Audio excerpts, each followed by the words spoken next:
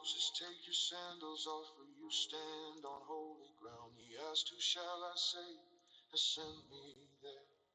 And Yahweh spoke with holy air. I am who I am, this is my name. Your Father created, forever the same. No idol compares, no God stands near. For I am the one all nations should fear. The name above all names. I am who I am, the Elohim of Abraham, Isaac, and Jacob. All right, guys. Going to do a load board video here, complete with the end of it. We'll go over what my dry van has actually been able to accomplish in the real world. That was my new favorite song. It's called "I Am Who I Am." It's on YouTube under Hallelujah, Voice of Zion. So pretty cool sounding song. Okay, so we our dry van's going to be up in Shelby, Shelby, Iowa on Monday, which would be the 1st of December. So we'll be looking, this is right after Thanksgiving, so we'll be looking for some freight up there. And see what we can do. I am still very, very new to the dry van market, so I'm still kind of learning where to take it and where to put it, you know, as far as what rates and lanes are acceptable. Now I have in here 38,000 pound maximum. We can haul over 46 in that dry van, but when we get up into that 45, 40, 43, 45 range, then we have to scale. Whereas 38, you can normally not have to scale, or at least you scale once and it's perfect, and just scale for your own. So it saves a little bit of time on the driver's end when we don't scale. So I like to look for loads at 38,000. In the dry van space, there's a lot of them. In the flatbed space, there's no point looking for light loads. There aren't any. So, um, so the thought was Monday morning is going to be stressful because we've got John is delivering in Iowa, Jeff is delivering in Nebraska, and I'm delivering in Wisconsin. So we've got 3 trucks going to be empty Monday morning, needing reloads. So, and the flatbeds, myself and Jeff, we've got storms coming in the west. We've got all kinds of crazy shit. Let's see if I can figure this out. What are we doing here? In the winter, we have to almost pay attention to the weather more than we pay attention to the loads and lanes. Where's the radar? Here we go. Come on, radar. Let's go. What's going on here? What's going on? Didn't I click radar? There it goes. For some reason, it always pops up Laramie, Wyoming.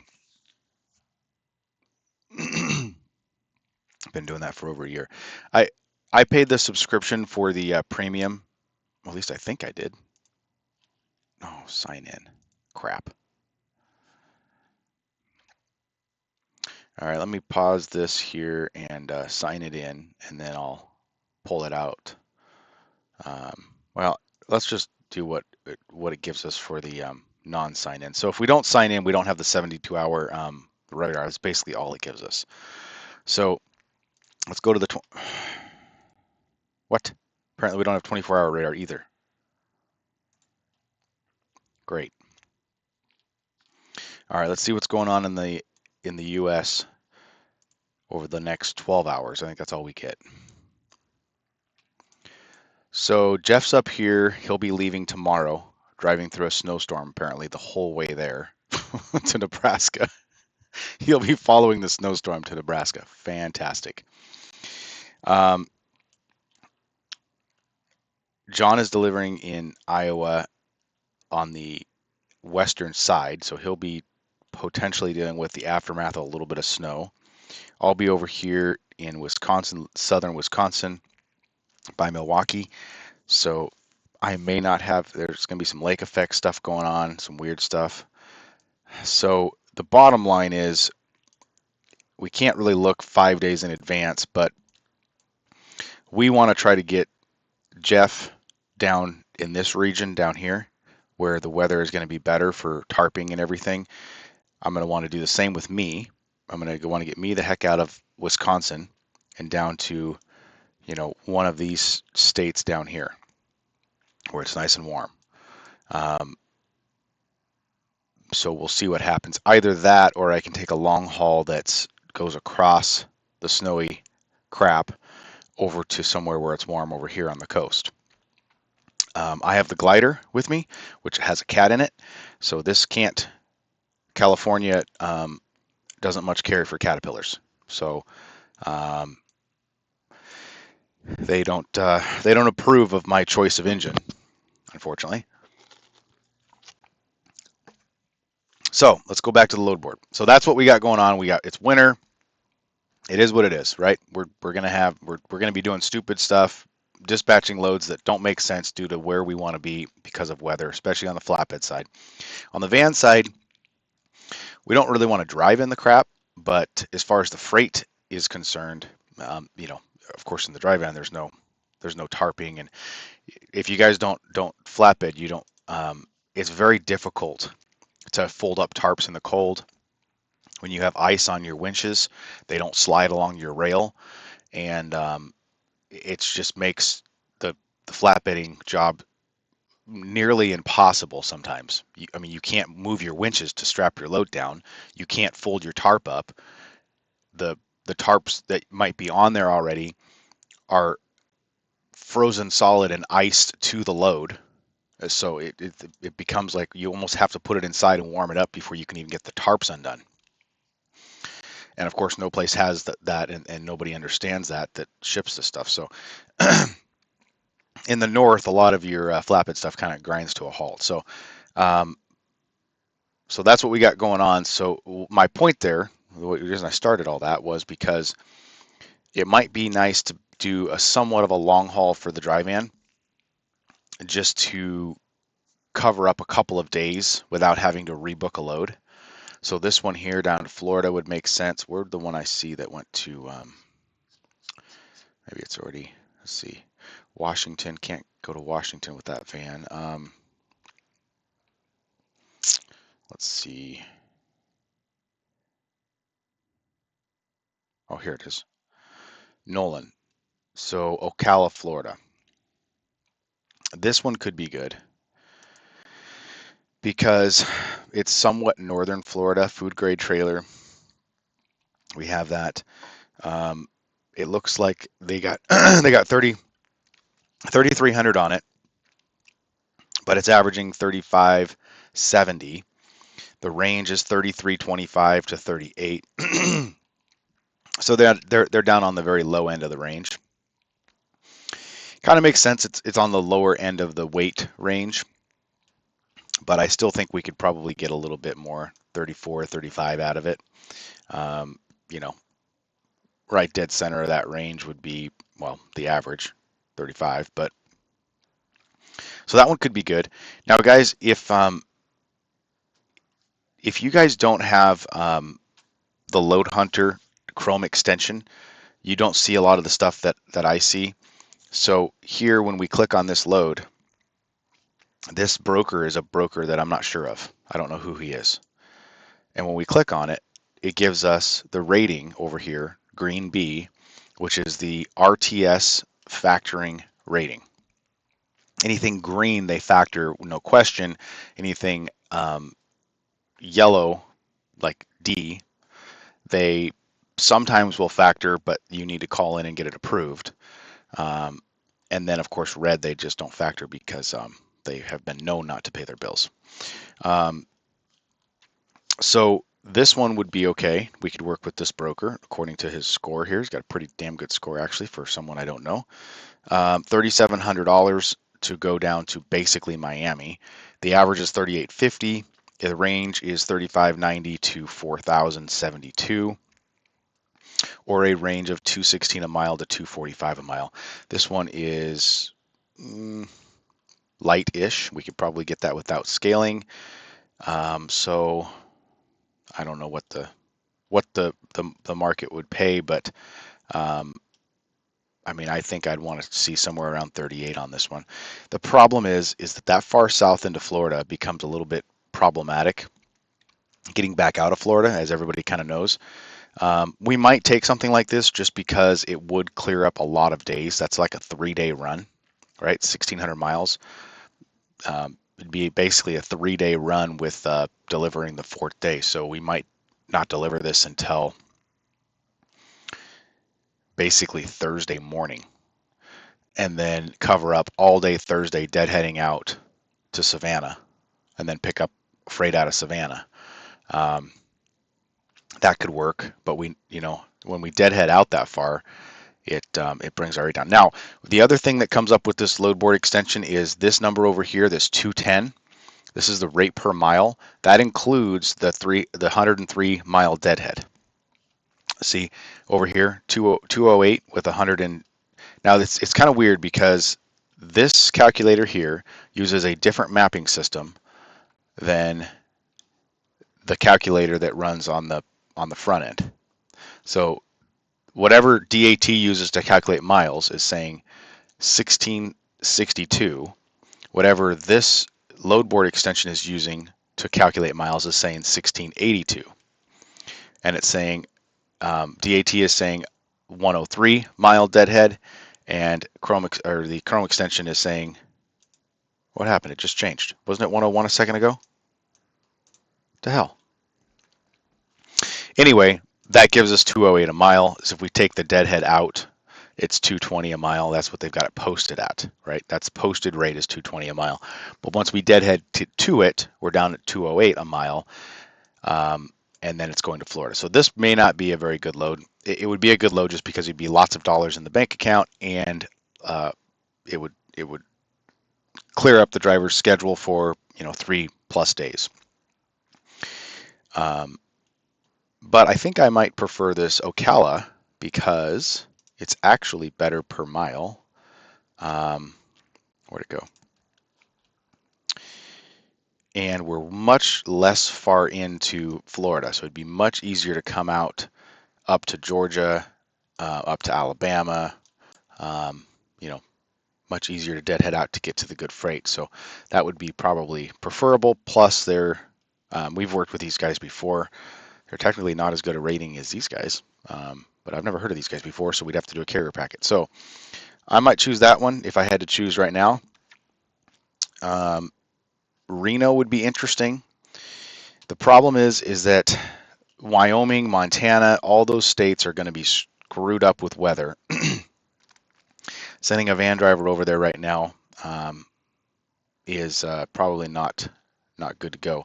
Now that van can go to Florida, so something like this could be interesting because it's $1.50 a mile, but the rates out could be good. That's something I wanted to check. And so Ryan Transportation, they of course are an A with their own factoring company. 15,000 pounds of food. Let's see. The route goes through Denver. Okay, that would be all right then, because if you go over Wyoming, you're going to get blown over at 15,000 pounds. Very likely you get blown over with that little amount of weight in there. Okay, so this one would be reasonable. They've got it posted for 27. The range is 25 to 35.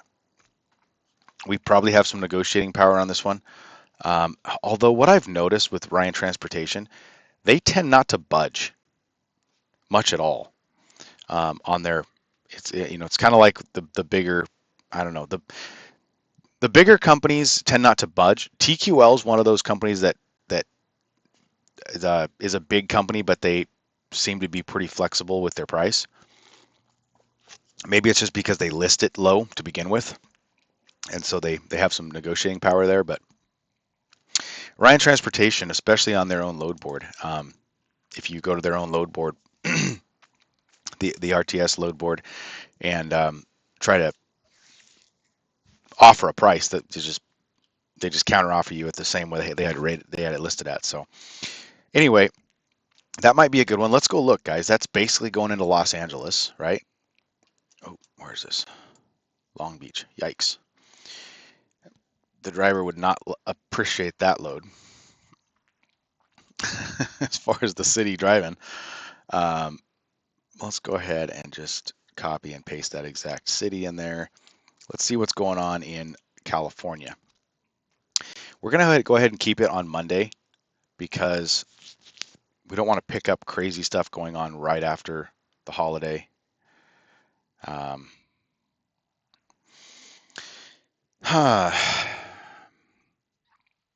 so I've got it set to largest rate.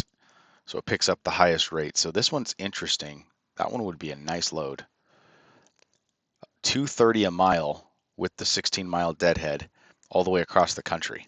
First Class Trucking Corporation. They are okay to work for.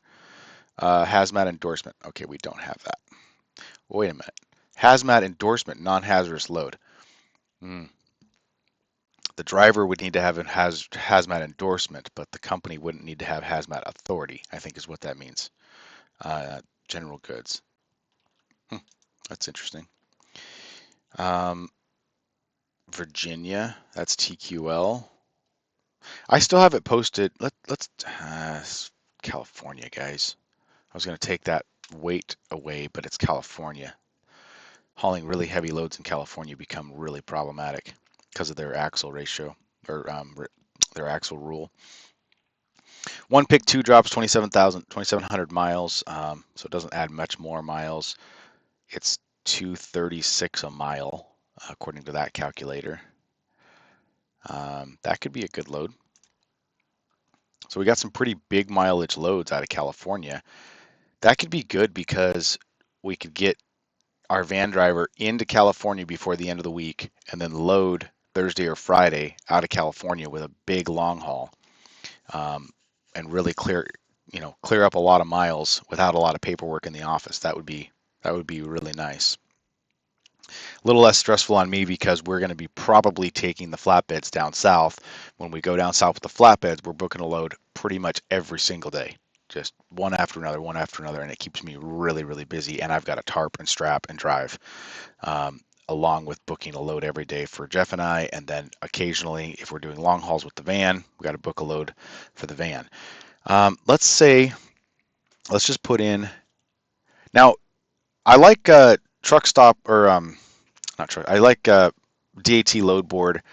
We used to be able to do, LF and then A, or GA, and we used to be able to do up to 7 state abbreviations, and it would pick those 7 states. For years now, they've taken that feature away. You can do 1 state at a time, which is just awful. Now, the weird thing is on the phone app, DAT on the phone app, you can select states, probably 7. I don't know what the limit is anymore, but you can select states on the phone app, but you can't do it on the computer, as far as I'm aware. I've tried everything. I've tried putting, comma in. It doesn't pick it up. But let's just see Florida. I'm just curious what's going on. We got some $47 per mile freight over there, guys. That's some pretty good stuff. We got nothing. Okay. Just out of curiosity, let's change it to today. Today's Black Friday. Yeah, I got a little better stuff coming out of there today. Let's do anywhere. Let's see what we got. Let's get rid of this. Take full weight loads and see what happens. We've still got some stuff going to New Jersey for pretty good rates. Florida for pretty good rates. Florida. Let's see. Pennsylvania. Ohio. This would be good.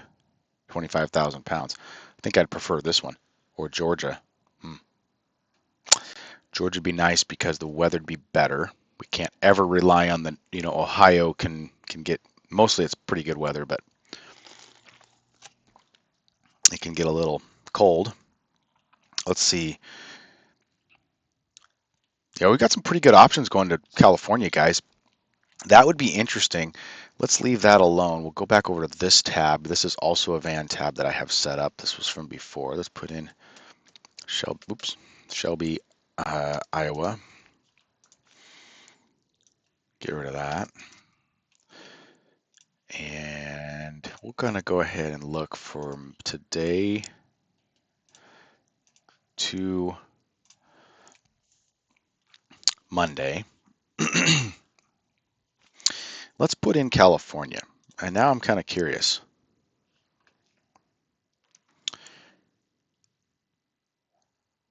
York, Nebraska to California. What part of California is that? Up by Baker's. No, it's not. It's by Fresno. It's probably not that great of a place, and it's full weight. Pallet jack needed at receiver, driver assist. Okay, we don't do that. Um, Red Bluff. Where's that? I can't remember where that is. That's way up north. That's right. Um, I could be wrong, but from my experience with the with California, the southern part is pretty good. The northern part's not. But with dry van, I might be way off. That could be totally wrong. So let's go back and let's look out of Tracy, California, because that's northern-ish. I think that picks up a lot of the cities. I think that might pick up, especially if we do 200 miles. But let's keep it at 150. Let's see what's going on over in California, Northern California. The other thing I wanted to do there, I saw a load going to Reno. And the other thing that I wouldn't mind doing is possibly doubling up on a rate by going to Oregon first.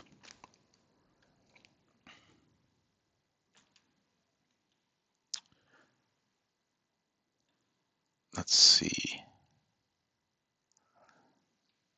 Yeah, Northern Cal's not as good as Southern Cal. So let's say we did Los Angeles again, and then let's say we do Oregon. We might be able to double up on a rate, go up to Oregon. Oh, let's do Portland so we get a rate. So if you do a city to a city, and you hit search, down here it gives you that lane's average, which it's 25.55, so that's 265 a mile. There's not very many loads though. And then let's see if Portland to Denver. That's going right through Wyoming though. That doesn't average very good. Well, 3,300. That is a good lane. Nothing right now is paying all that good though, so it means it's a small lane. So I don't know if that would make sense. I think it would make, I don't know, sometimes it's, let's see what Los Angeles to Denver averages. 32.95, 324 a mile. Yeah. Yep. Over $3 a mile. That's a pretty good lane, of course, because it's Denver. Let's see going to Texas. Let's see if there's any good loads going to Texas from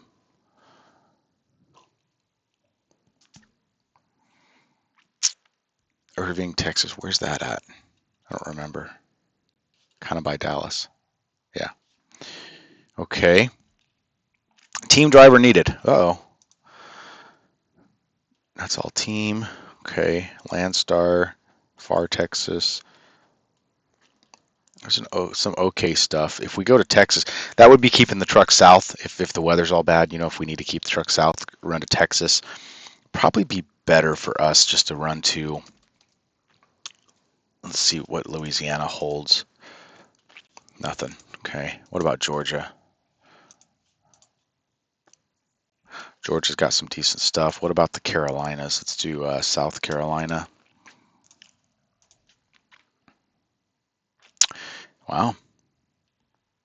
Fort Mill, South Carolina, $6,500. They are an okay broker. Drop trailer ASAP. Okay. You gotta drop the trailer over the weekend, it looks like that. So that, and it's a team. It's all team stuff. Okay. So yeah, not all that good. So let's do North Carolina. Oop, what happened here? Is this all team stuff also? 5 drops. Hmm. Wouldn't be opposed to that. I mean, we got 2 Georgias, then a Tennessee, and then a North Carolina. Um, but sometimes with the drop, oh, they're not a good broker.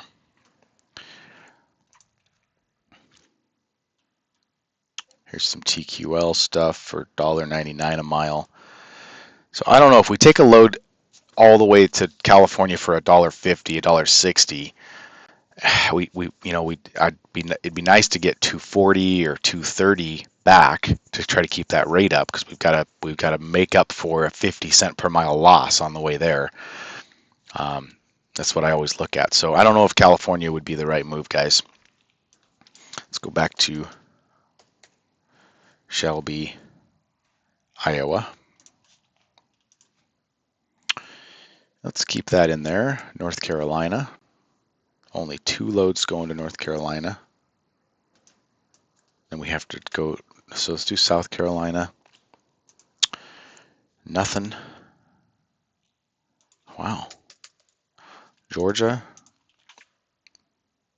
What is going on? Do I have something set wrong?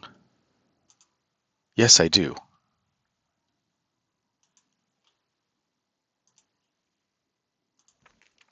It's set only for today. No wonder why I wasn't picking up much stuff. Okay, Tifton, Georgia. That's pretty far south, if I remember correctly. Yeah. Yeah, wheat seed. Pretty heavy. Atlanta, Georgia, 230. Oh, this is interesting. Liable transport there. Good broker. The average is 2,200, and they've got it 2,350. And when does this pick up? The first. Interesting. And it's 99 miles away. This could be a good load for our van. Going to Atlanta. Atlanta would be, up in the a bigger freight hub. I don't love that weight. Where was it? Oh, wait a minute. That ain't bad. 2,100. I was thinking of the one that went down to Tifton was, yeah, 21,000 is not bad on the weight, so that would be a good load. I might think about that one. That would get that truck back down to the south where it's going to be a little better weather, and we'd fill up 2 days. 900 miles would fill up 2 days, so we'd probably deliver that Wednesday morning, pick up Monday morning, deliver Wednesday morning.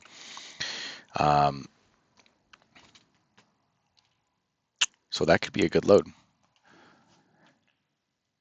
So we took right now we are loaded, and this truck's parked in South Carolina. Driver's home for Thanksgiving. He'll leave out tomorrow and go to, and drive up to Iowa. That load we took, I want to say, was $1.78, and I think it might have dropped to $1.73 by the time we were done with our deadhead, something that to that effect.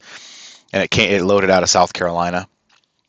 So if we go straight back, that's kind of on the same route down to Georgia. It would be nice to see 35 cents over the $2 because we basically took a 35-cent loss, 35 cent under $2 to get to Iowa from South Carolina. So if we go back the same way and we get 235, we'd end up being fairly near $2 a mile, which is, would be pretty good for the van, really. We weren't expecting the van to do over $2 a mile. So, all right, so I think let's do a couple more things here. Let's do, oh crap. Let's do Indiana. Let's see if we could get any good paying loads to Indiana. Not crazy. Illinois. Yeah, pretty awful. Let's do Ohio.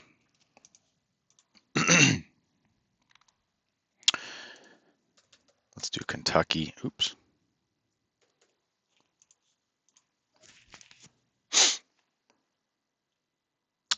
Hmm. Not not really anything to write home about. 207. It's definitely a profitable load, and it's long-ish. You know, we'd be able to deliver that. Oh, probably wouldn't be able to. Yeah, probably could deliver that late on a Wednesday. Sorry, hang on, late on a Tuesday. Pick up Monday. Well, this picks up Sunday. What? Wait a minute. What day is the 30th? Sunday, yeah. Wow.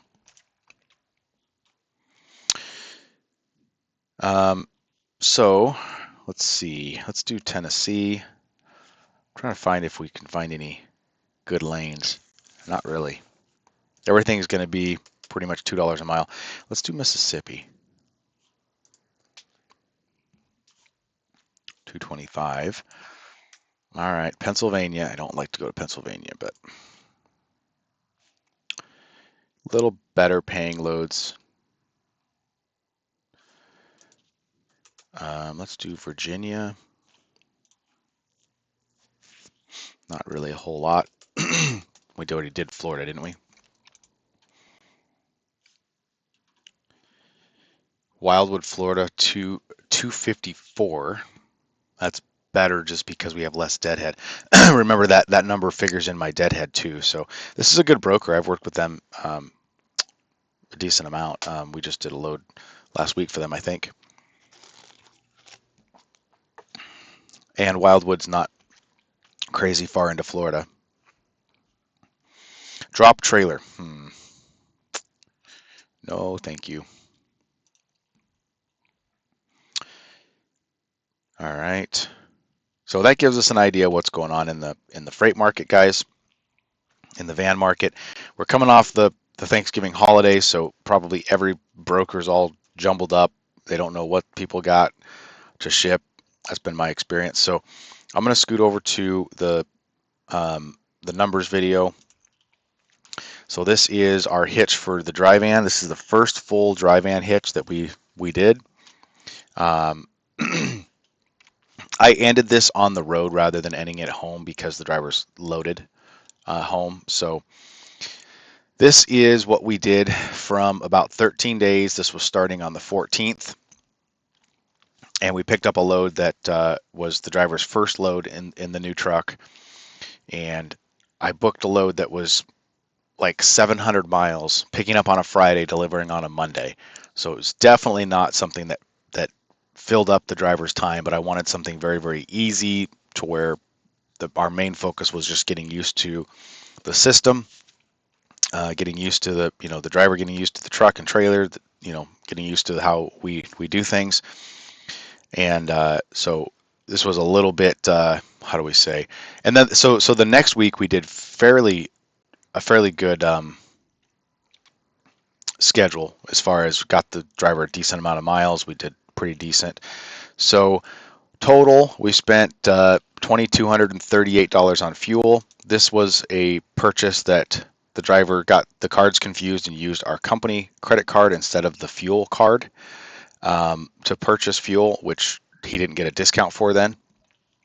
So we kind of overspent for that fuel. And then these were one fuel card purchase, and then we have two fuel cards that get used. And so just depending on where he wants to fuel up. And those are transaction fees for the fuel card. And then DEF, we spent a total of $130 on DEF for a total, oh, I forgot to put the gallons in here. Oops. So I don't know how many gallons. I'll put that back in. I've got the report down there, but I'm not right now. So total of $9,175 in invoice revenue. That's $1.95 if we go off of Google Maps mileage. So Google Maps mileage, when I mapped every single stop, Let's go over the stops real quick.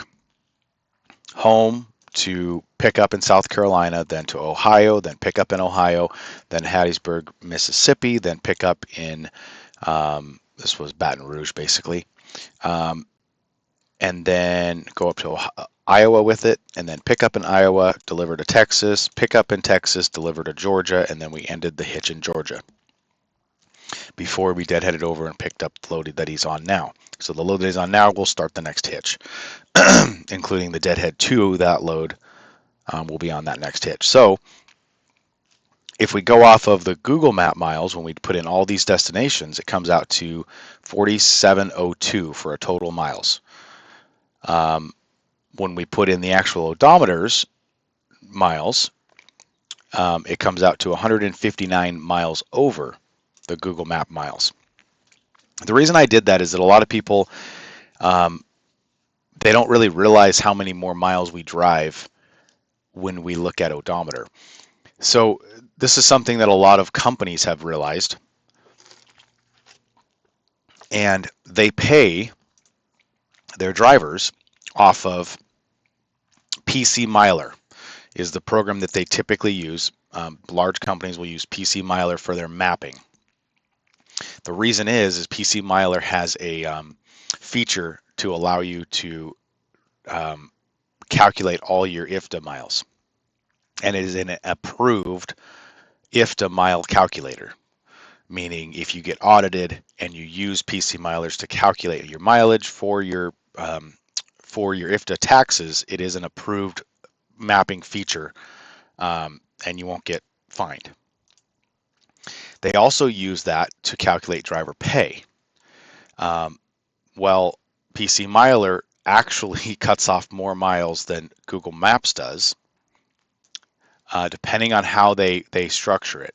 There's several ways you can click the button on PC Miler. I can't remember what they call it. It's like practical miles or straight line miles. I don't think they call it straight line miles though, but a lot of people, a lot of drivers might have noticed how they don't get paid what they thought they were going to get paid, and that's because of the mapping problem. You typically will not get paid off your odometer miles, you get paid off of the mapping system. I don't do it that way, I pay off odometer miles, but this is a big reason that that sometimes we think our rate per mile is going to be better because we're going off the mapping system, right? We're going off of the DAT mapping system that says it's going to be 1,662 miles, but then when we actually drive it, it's probably 1,735 miles. So that can be a big problem that a lot of people. So the reason I did this was to kind of explain the difference in mileage. So when we subtract that out, $1.95 is what we're looking at right now from what Google Maps. If we would have ran this off Google Maps, we would make $1.95 a mile. Then when we subtract out and put in the actual odometer miles, it turns out to be 4,861 odometer miles, which was 4,702 map miles, and that brings us down 6 cents a mile to $1.89. So this is what we've actually done, guys. $1.89 for our first hitch out on the drive-in, which honestly I am impressed at, and I'm very happy with that. I was looking at the market, and according to some of the averages, van could be averaging about $1.70 right now. So $1.89, I'm okay with. That's pretty good, I think. So I think we should be able to be profitable at that number. We should be able to be profitable at $1.70. That's what I ran my numbers at. Now we've been paying the driver pretty good because he had a damn good week last week. So let's go over that. So when we look at just last week, this would have started at this odometer reading, which was delivering in Columbus, then picking up in Circleville. And then we ran this load here for $2.44. Then we ran this load here for $1.84. And then we ran this load here for $2.45, ending in Texas. So starting in Ohio, going down to Louisiana, then going up to Iowa, then going back down to Texas. and that would have given us a total of 3,006 miles off odometer, and um, and $6,000. So that's basically $2 a mile. Um, so last week was pretty good, but then we ended up in Texas. Texas is, it seems like Texas should be good, but it's not all that good. There's just too many trucks there. Um, and so then we took something going over to Georgia for $1.83. That's still above the average though. So, and this would be how we started. Our first load put us at, after deadhead, $1.69. Then once we delivered that, we were sitting at $1.03. Then once we delivered this one in, uh, let's see, yeah, once we delivered the this one here, which was the this one went to Mississippi. This one went to um, Iowa. Once we delivered the Iowa one, we were sitting at $1.84. Then once we delivered the Texas one, we were sitting at $1.94. And then once we delivered the Georgia one, we were sitting at $1.89, and that's where this hitch ended. So that is, I did the APU, 82 hours of APU time. We burnt 23.4 gallons of APU fuel. So that fixes our fuel mileage a little bit here. Our fuel mileage is not going to be right because I don't remember where we went in and ended fuel. You know, this isn't this didn't break it right on a fuel tank. So depending on where we're at on a fuel tank, we averaged about 8 miles to the gallon, and I have that up over here. Where did it go? So this is the actual fuel mileage for this portion of mileage. Now see, it's reporting more mileage because of the way the fuel stops ended and started. But this is as close as we can get to fuel mileage for this truck, and it's 8.03, which is pretty bad for van. We do have winter tires. We don't have a skirt. We have a decent trailer gap, and we don't have good oil in the differentials yet. And there's a few things that we haven't done for fuel mileage yet. So we can improve this number. Also, the driver is just getting used to this truck, not really sure where he needs to run it for performance. I mean, for fuel mileage performance. So, you know, everything should get better. And as we get into spring and we get better tires on it, the air gets warmer. The air density is less, right? Less dense air. We'll get better fuel mileage. But 8 miles to the gallon, that's better than the national average. But we should be doing, I was hoping to do 9 or 9.2 in this truck. I think this truck is capable of it. There's a few adjustments we have to do to get that mileage up. One big adjustment we could do is trailer skirts. That's 7% right there. If we let's do the math on this one. If we do 8.03 times 1.07%, so just the 7% that we get for skirts would bring us up to 8.59 from here. And we can get 2% from air tabs. So let's say we do 2% plus 7, that's 9%. So starting at 8.03, 9% brings us to 8.75. So just trailer skirts and air tabs brings us up to 8.75.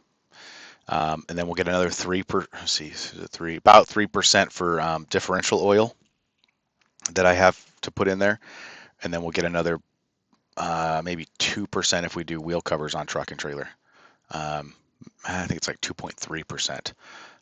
So we can probably get this to 9 just by doing some adjustments to the, but I don't think I'm going to put skirts on that trailer. It's a pretty big expense and it's a rental trailer.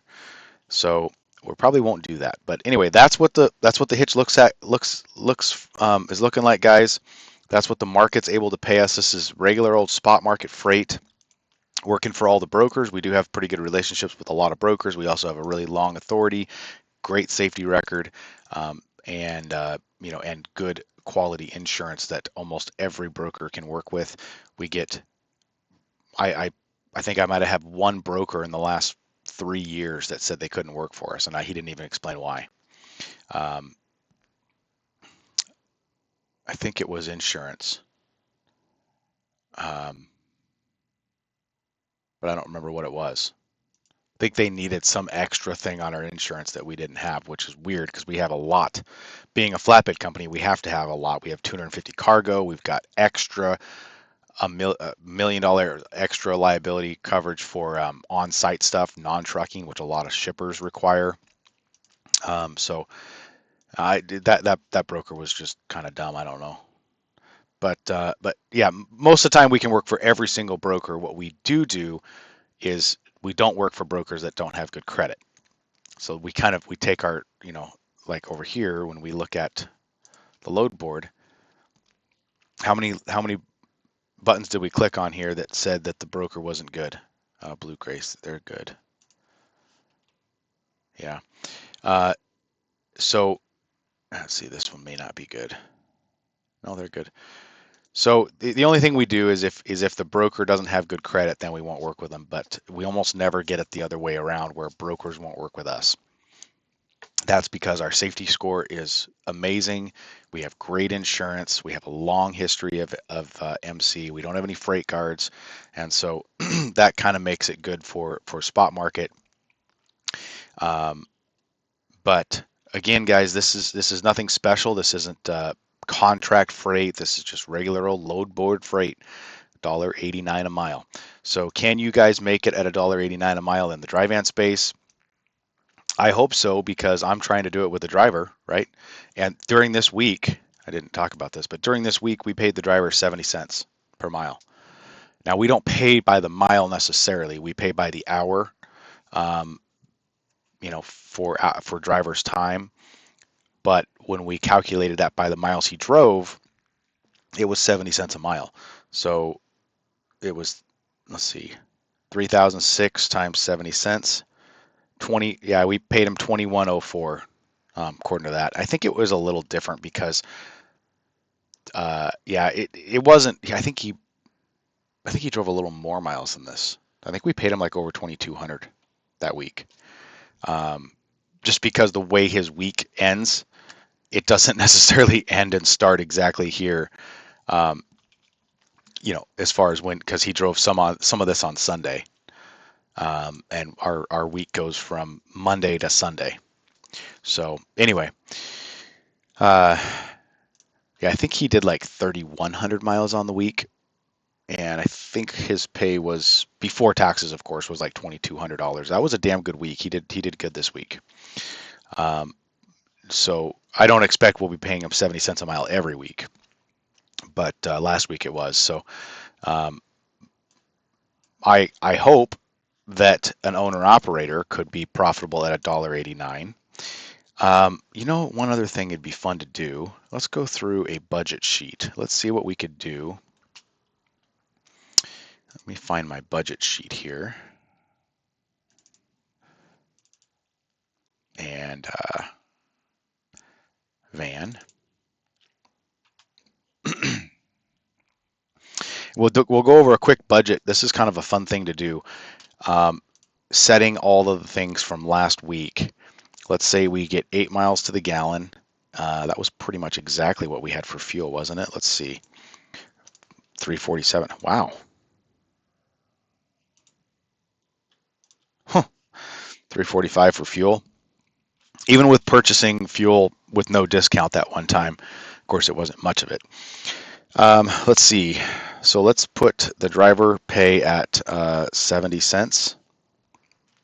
That puts the driver monthly. This is if the driver never took a day off the whole month, right? So don't get too excited, guys. So, right? And we did $3,000 miles that week. So if we times that by 3, that's 12,000 miles. And we did $1.89 odometer miles. Ruh-roh, guys. We're at a loss. Not good. Truck insurance is not that high. I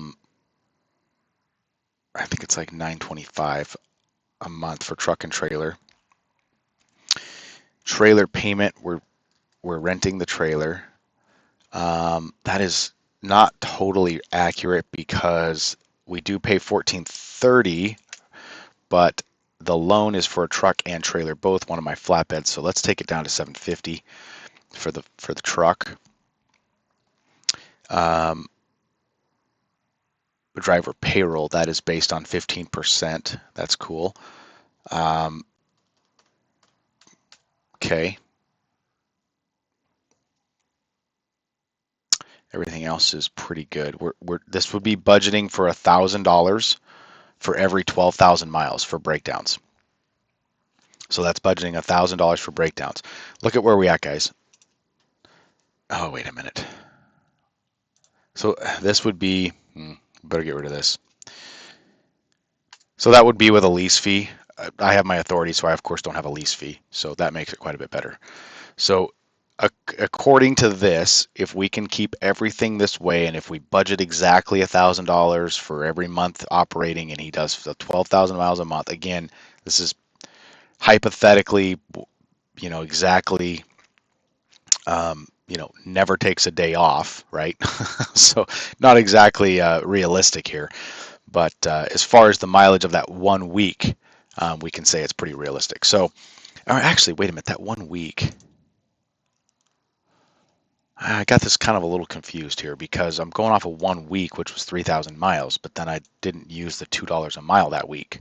I used the whole all-in hitch. But anyway, 24 cents a mile profit. That's pretty awful, right?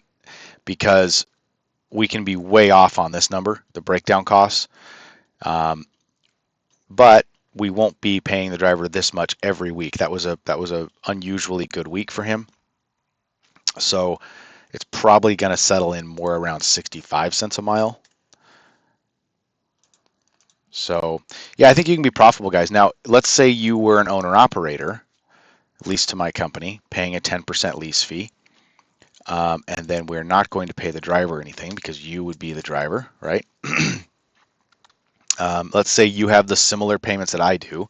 Your insurance would be lower because it'd be on my insurance. So your insurance would be 450. Let's just say 550 just to make sure. That would be your insurance bill if you're leased to my company. This stuff would all be pretty much the same. Let's just say you have a 750 truck payment, 650 trailer payment, and let's say you're able to do that, never take a day off, and you're only getting 8 miles to the gallon, then the owner operator would be getting almost 90 cents a mile. That's pretty awful considering you have all the risks of owning a truck, and in this case, owning a trailer as well, and only making 90 cents a mile. However, that is 25 cents a mile over what most van drivers get paid. And that is covering a lot of the expenses already. $12,000 a year we're budgeting for breakdowns. We're also budgeting 4 cents per mile for tires, 4 cents per mile for brakes, 1 cent per mile for oil changes, 0 for filter swap because we're newer model trucks. We're budgeting 1.4 cent per mile for truck wash, right? We're budgeting all these things in already.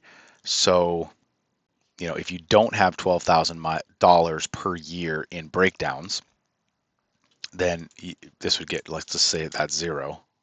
Then it's 97 cents per mile total profit to the owner operator, or $11,645 per month, or $139,000 per year, almost $140,000 per year to the owner operator if he has 0 breakdowns. I think that's unrealistic. So this would be what your yearly income would be as an owner operator after paying for all of these things, right? This is fairly realistic, I think.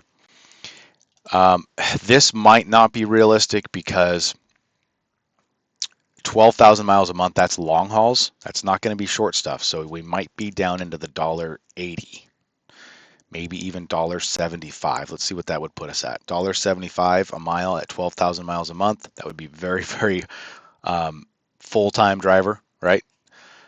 You would not be getting very many days off at all. Pretty much just 34 resets.